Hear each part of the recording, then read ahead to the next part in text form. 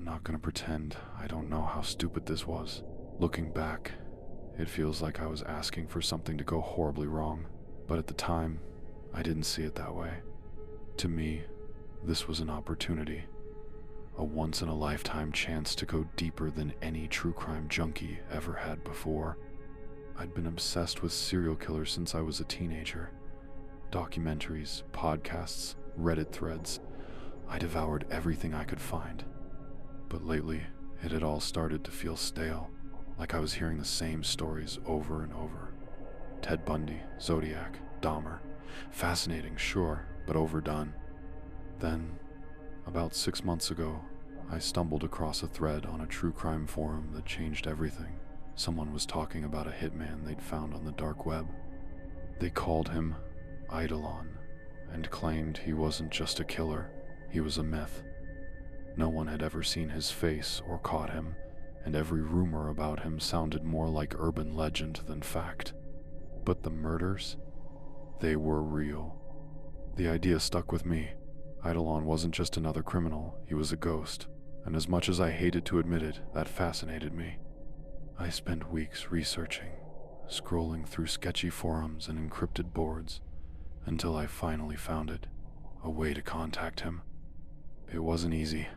The post was buried deep in a forum I probably shouldn't have been on. No usernames, no identifiers, just a string of instructions. And at the bottom, one line: ask the right questions, and you might get answers. Ask the wrong ones, and you won't get a second chance. I told myself it was a joke, some internet weirdo trying to scare people, but I followed the instructions anyway. Why? I wish I had a better answer than curiosity, but that's all it was. I set up a burner laptop, used a VPN, and routed my connection through Tor. The instructions led to a private chat room that looked like something out of a 90s hacker movie, green text on a black screen. For 3 days, I waited. Then, at 3:14 a.m. last Tuesday, I got a response. "Why do you want to talk to me?" The message appeared on the screen, no username attached. Just those 8 words. My heart pounded as I typed back. "I want to understand you. Your methods, your motives. I'm writing an article." The response came instantly. "You're not writing an article. You're curious. You want to know what it's like to step into the dark." I froze. I hadn't told him anything about myself. How did he? No, I told myself. It was just a lucky guess. Everyone who came to him was curious, right? I took a deep breath and typed again. "Maybe, but I'm not here to waste your time. I want to interview you." There was a long pause. Then, "Tomorrow night, 11 p.m., you'll need a secure connection. Video only. Don't record, don't screenshot. I'll know if you do." I booked the motel that same day. I wanted to be as far away from my apartment as possible. Not that I thought he could trace me, but still, it felt safer. The motel was the kind of place you see in crime dramas, where someone gets stabbed in the parking lot. The walls were thin, the sheets smelled faintly of mildew, and the only light came from a buzzing lamp that flickered every few seconds. Perfect, I thought. If this guy turned out to be a psycho who could track IP addresses, at least he wouldn't find me at home. By the time 11 p.m. rolled around, I was shaking. Not out of fear, not really, but out of excitement.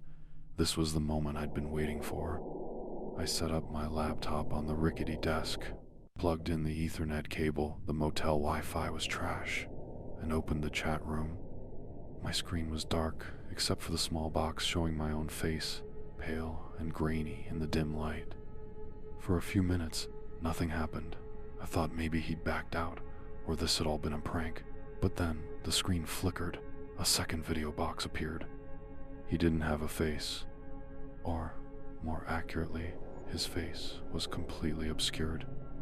He was wearing a black mask that covered everything but his eyes, which were dark and unreadable. His voice, when he spoke, was low and calm, but there was something about it. something almost inhuman in the way it didn't waver or shift. "You're on time," he said. "Good. Let's begin." I swallowed hard. "You're Eidolon? That's what you'll call me." There was a brief silence, and I realized he was waiting for me to start. I scrambled to pull up the list of questions I'd prepared, suddenly unsure of all of them. "Why do you kill people?"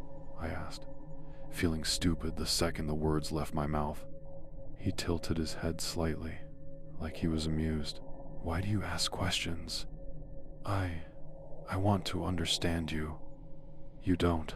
Not yet." He leaned closer to the camera. For the first time, I noticed something strange about his mask. The edges of it seemed wrong, almost as if they were blending into his skin. "Let me make this easy for you," he said. "I don't kill because I have to. I kill because I can. It's a system, and if you understand the system, you'll understand me." "What system?" I asked. He didn't answer. Instead, he leaned back, his eyes gleaming. "I'll show you. Tell me, do you want to know the future?" I wasn't sure how to answer him. Something about the way he asked made my skin crawl, like the question wasn't rhetorical. But I told myself I had to push through. This was what I wanted, wasn't it? "Yes," I said. "I want to know." "Good," Eidolon replied, his tone calm, almost warm. "Then listen carefully." He leaned forward again, the glow of the screen casting sharp shadows across his mask. "At 12:04 a.m., a man named Vincent Harrow will die." I blinked. "Wait, you're telling me someone's—" "Shh." He raised a gloved hand, silencing me. "Don't interrupt. Vincent Harrow is 43 years old. He manages a liquor store on the corner of 9th and Willow. Tonight, after closing up, he'll take out the trash. That's when I'll kill him." My stomach twisted. I wanted to believe he was lying, that this was some elaborate performance meant to scare me. But there was something chillingly precise about the way he spoke, like he wasn't just describing a plan, he was reciting a fact. "How?" I asked, my voice shaky. "A knife. One quick thrust to the neck. No struggle, no noise. The cameras won't see me." I opened my mouth to say something, but he wasn't done. "After that, at 12:37 a.m., a woman named Erica Tyndall will die." I felt a lump forming in my throat. "You're just making this up," I said, trying to sound confident, but even I could hear the tremor in my voice. Eidolon tilted his head again, the movement slow and deliberate. "Why don't you check?" "What?" "Look him up.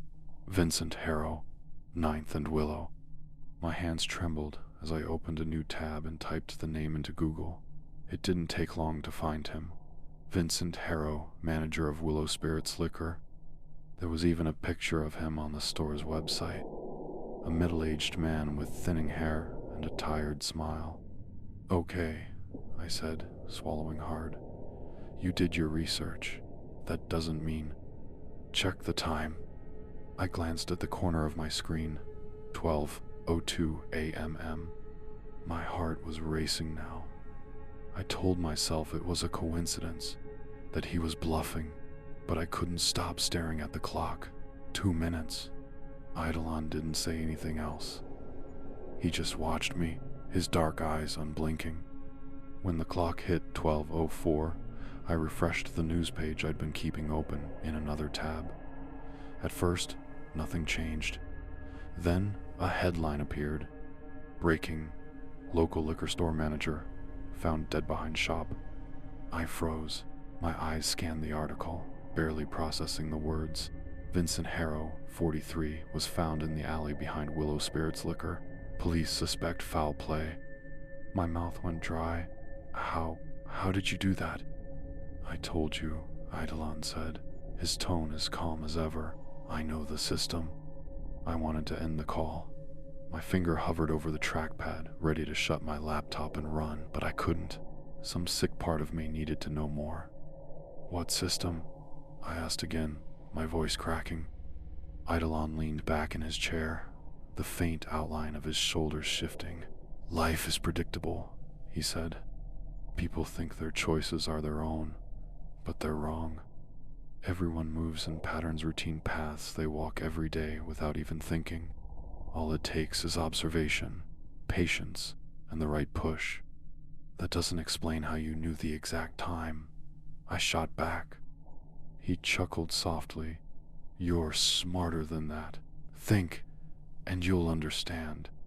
I wanted to argue, but my brain was already working overtime, connecting the dots, cameras, schedules. Maybe he'd hacked into Vincent's work system, tracked his routine through surveillance footage. But no, that didn't explain how he'd gotten everything so perfectly right. "And what about the next name? What about Erica?" I asked, almost afraid of the answer.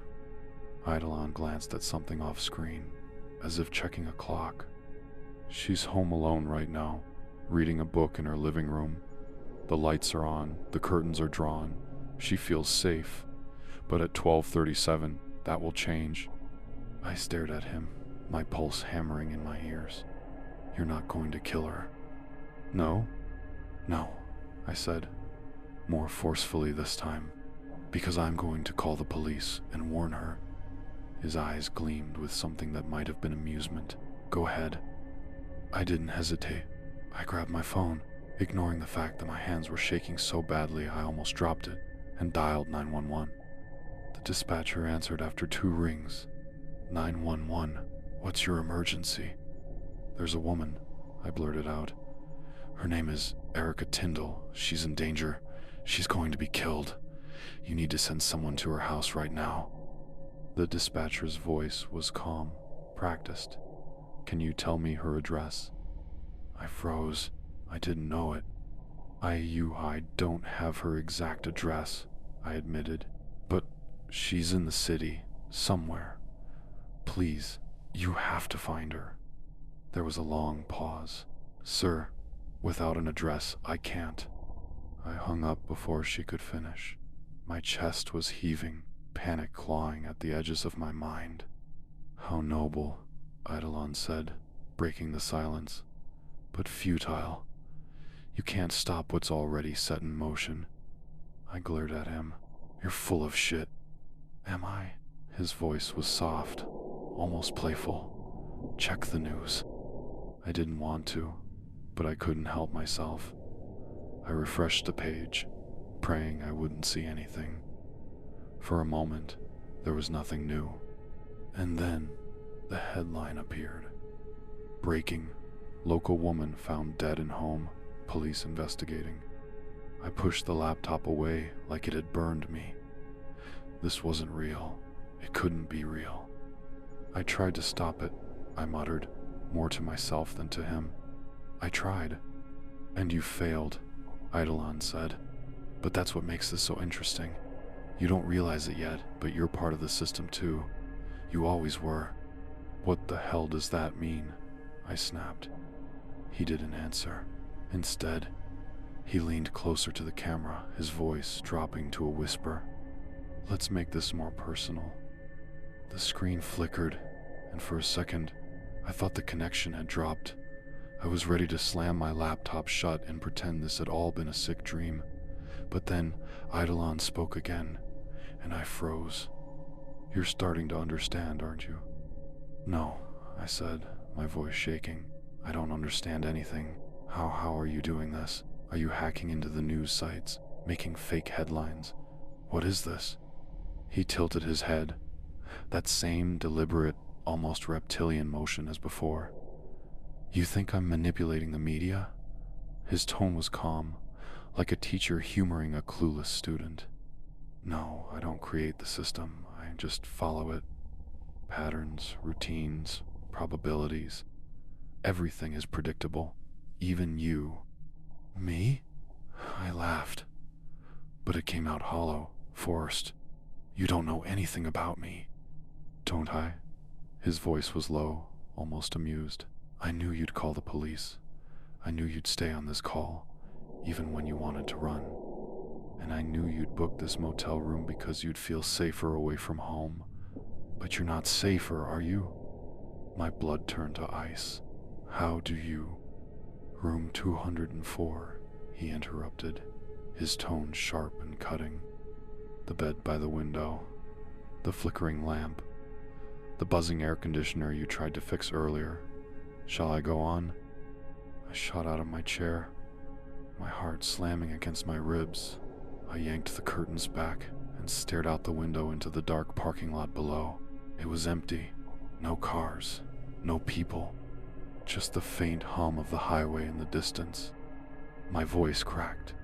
Where are you? Eidolon chuckled softly, the sound distorted through the cheap laptop speakers.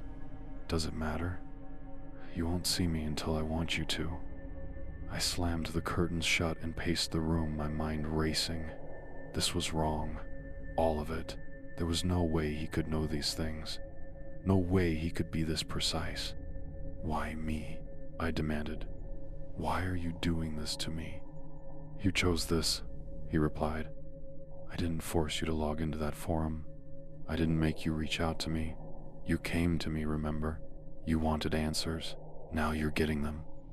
I sat back down, my legs trembling. The screen seemed darker now, like his image was somehow sucking the light out of the room. What do you want from me? I whispered. The same thing you want, he said, understanding. He leaned closer to the camera, his masked face filling the screen. Tell me, do you believe in fate? What? Fate. Destiny. The idea that some things are inevitable. No, I said immediately. I think we make our own choices. Eidolon chuckled again, a low, chilling sound. Do you? Then let me ask you this. If you had stayed home instead of coming here, would anything be different? If you had stopped the interview 5 minutes ago, would Vincent Harrow still be alive? Would Erica Tyndall? I didn't answer. You see, he continued, you think you have control. But you don't. Your choices don't matter. You're part of the system, just like everyone else. And just like them, you're predictable. I swallowed hard. So, what? You think you can control me? I don't need to control you. I only need to observe. People always show you who they are if you know where to look. The words sent a chill down my spine. He wasn't just talking about me. He was watching me. Right now. Somehow. And then, as if on cue, there was a knock at the door. I froze. The sound was soft, almost polite, but in the suffocating silence of the room, it might as well have been a gunshot. Who is that? I whispered. Eidolon's eyes gleamed. Why don't you answer it and find out? No, I said immediately. I'm not opening it. Suit yourself. His voice was casual, detached, but they're not going away. The knock came again, louder this time. I stared at the door, my mind screaming at me to do something, anything, but my body refused to move. Instead, I turned back to the screen. What the hell is this? Did you send someone here? Eidolon didn't answer. He just watched me, his masked face eerily still.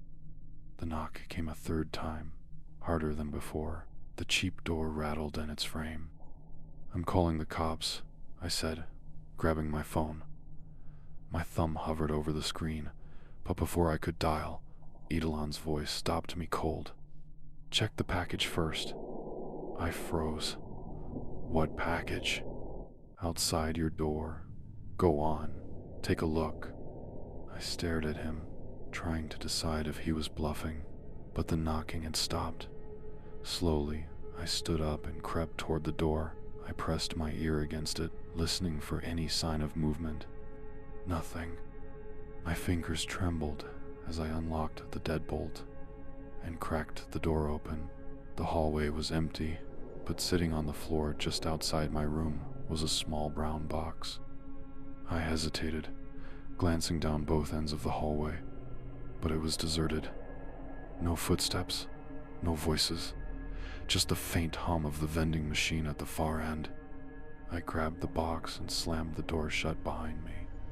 Back at the desk, I placed the box in front of my laptop. Eidolon watched silently, his masked face unreadable. "Open it," he said. I shook my head. "No, it's yours." My stomach twisted. He wasn't lying. I could see my name written on the top in neat black letters. My real name. "How did you?" I trailed off, the question useless. With shaking hands, I tore off the tape and opened the box. Inside was a single object. My keychain. The one I'd left at home. I felt the air leave my lungs. This wasn't possible. I'd locked my apartment before I left. I knew I had. "You were in my apartment?" I whispered. Eidolon tilted his head. "I told you, didn't I? You're part of the system. You've been part of it for a long time." I shoved the box away, my hands trembling. "This isn't real. You're just messing with me." "If that's what you need to believe," he said softly. "But you should know something before we continue." "What?" He leaned closer, his voice dropping to a whisper. "The next murder is yours." For a moment, I forgot how to breathe. My head was spinning, my heart pounding so hard I could feel it in my skull. "You're lying," I said, my voice trembling. "Am I?" Eidolon leaned back in his chair, the glow of his screen casting long shadows over his mask. "The system always balances itself. You wanted to know me, to understand me. Now you're part of the equation." I stared at the keychain in the box, my fingers digging into the edges of the desk. "You're just messing with me. You're trying to scare me." "I don't need to scare you," he replied. "You're scared because you know I'm telling the truth." I wanted to scream at him, to shut my laptop and run, but I couldn't move. My body felt rooted to the spot, paralyzed by the weight of his words. "When?" I whispered, the word barely audible. "When the time is right," Eidolon said, his voice calm. "But don't worry, you'll see it coming. I always make sure of that." I didn't sleep that night. I stayed in the chair, staring at the laptop long after Eidolon's video feed went black. I tried to convince myself it wasn't real, that this was all some elaborate prank. But no matter how many times I told myself that, the keychain sitting in the box on the desk said otherwise. At 7 a.m., I packed my things and checked out of the motel. I didn't go home. Instead, I drove 3 towns over and checked into another motel, one even shadier than the last. I didn't use my credit card. I didn't tell anyone where I was going. But no matter how far I ran, I couldn't shake the feeling that I was being watched. 2 days passed. I didn't open my laptop. I didn't check the news. I didn't even turn on my phone. I spent most of the time staring out the window, flinching at every sound, every shadow. On the 3rd day, the nightmare started. I dreamed of the keychain, of finding it in places it shouldn't be, on my pillow when I woke up, in the pocket of my jacket, clutched in the hand of a faceless corpse. And then, yesterday, the package arrived. It was sitting outside my door, just like the first one. A plain brown box with my name written on the top. I didn't want to open it. I wanted to throw it out, burn it, pretend it didn't exist. But I couldn't. My hands trembled as I peeled back the tape. Inside was a single photograph, printed on glossy paper. It was a picture of me, sitting in the motel room, staring at the laptop. My stomach turned, and I dropped the photo like it had burned me. This wasn't possible. I'd been alone in that room. Hadn't I? The laptop was still in my bag. I'd been too afraid to touch it since the call, but now I needed answers. I needed to know what was happening to me. I set it up on the desk, my fingers trembling as I powered it on. The screen lit up, and for a moment, everything was normal. Then the chat window opened by itself. "Welcome back." My breath caught in my throat. "You," I stammered. my voice cracking. "You're watching me. How?" "I told you," Eidolon replied. "You're part of the system, and the system sees everything." I shook my head, my pulse pounding in my ears. "I don't understand." "You don't need to," he said. "You only need to play your part." "What part?" He didn't answer. Instead, he leaned closer to the camera, his dark eyes locking onto mine. "Do you want to know how this ends?" "No," I whispered. "Yes, you do," he said softly. "That's why you're still here." Before I could respond, the video feed changed. My screen flickered, and suddenly I was looking at a live feed of my motel room. My blood ran cold. It wasn't just my room. It was me, sitting at the desk, staring at the screen. I whipped around, searching the room for a camera, but I couldn't see anything. No wires, no lenses, nothing. "How are you doing this?" I demanded, my voice shaking. Eidolon's voice crackled through the speakers. "You already know the answer. You've known it since the moment you opened the door." I turned back to the laptop, my mind racing. The feed was still there, still showing me in real time. And then, something changed. In the video, I wasn't alone anymore. A figure stepped into frame behind me, their face obscured by a black mask. My body went cold, my breath catching in my throat. I turned around so fast I nearly fell out of the chair, but the room was empty. When I looked back at the screen, the figure was closer now, standing just behind the chair where I had been sitting. "Stop it," I whispered, my voice cracking. The figure on the screen raised a hand and placed it on the back of the chair. I felt it, the pressure, the weight of a hand resting there. I screamed and bolted for the door, fumbling with the lock. My hands were shaking so badly I could barely get it open, but when I finally did, the hallway was empty. I ran outside, my bare feet slapping against the pavement. I didn't stop until I was halfway down the block, my chest heaving and my head spinning. When I looked back at the motel, the door to my room was wide open. I don't remember much after that. Somehow, I ended up at a police station. I tried to explain what happened, but they didn't believe me. Why would they? I sounded insane. They let me go after a few hours. No charges, no follow-up. Just a warning not to waste their time again. I've been driving ever since, stopping only to get gas. I don't know where I'm going. I don't think it matters. The system will find me. It always does. I just stopped at a rest area to catch my breath. And there's a package in the back seat of my car. It has my name on it. I don't know how it got there. I don't want to open it, but I will. I have to. Thanks for listening. Don't forget to like, comment, and subscribe for more chilling content. Stay tuned, and we'll see you in the next story.